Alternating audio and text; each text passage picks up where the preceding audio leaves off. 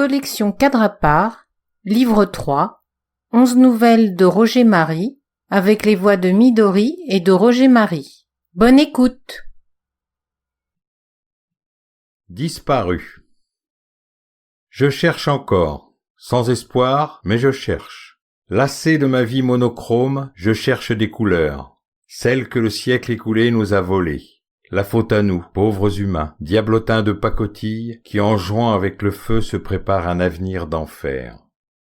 Je cherche à comprendre le pourquoi de ma lâcheté. Pourquoi je me contente de l'uniforme que m'imposent les économies d'échelle. Comme j'ai la trouille, que faire autrement m'effraie, j'écrase. Enfant, j'avais déjà tout du soumis. Avec cette peur de la différence qui empêche les moyens de se distinguer, d'être autre alors qu'ils crèvent d'envie. Un peu plus tard, mon acné ne sortait même pas du lot. De grosses pustules purulentes, ça aurait eu de la gueule, non? Rien de rien, que du banal. Pas de ligne de démarcation. Pas de tête qui dépasse. Je me suis fondu dans mon affligeante banalité, dans un exercice de grande simplification qui effaçait ma peur sans pour autant m'empêcher de trembler. Puis, j'ai fait des études secondaires comme tout le monde. Nous avions un uniforme qui, théoriquement, devait nous distinguer. Mais en y regardant d'un peu plus près, nous avions tous un uniforme. Les autres étaient en survêt siglée avec les bonnes baskets. Tous pareils dans ce monde bizarre qui s'offrait à nous.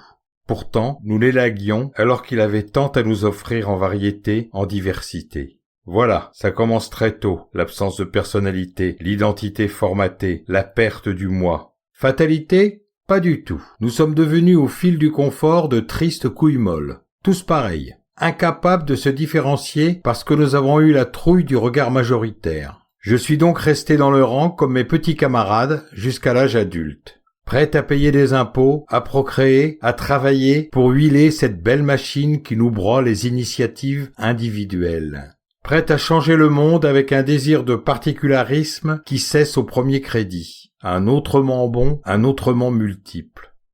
Je vois pourtant. Je vois depuis que je m'intéresse à ce que j'ingère que penser presque seul ne veut pas dire penser comme un couillon de la lune. Bien au contraire, les utopistes ne sont pas ceux à qui l'on pense. Les utopistes portent des costards et tiennent le pouvoir tandis que la carotte agonise. La fin de la carotte, c'est comme la fin des haricots, bien plus grave qu'il n'y paraît. Nos sourires ne résoudront rien. Le fondamental demande des mesures drastiques. Les faits sont là. Les ignorer devient criminel. Moi, je vois. Mon obsession? Je vois une seule carotte dans mon assiette. Tout comme sur les étals où elle est parfois encadrée par quelques autres qui ne sont présentes que pour le décorum.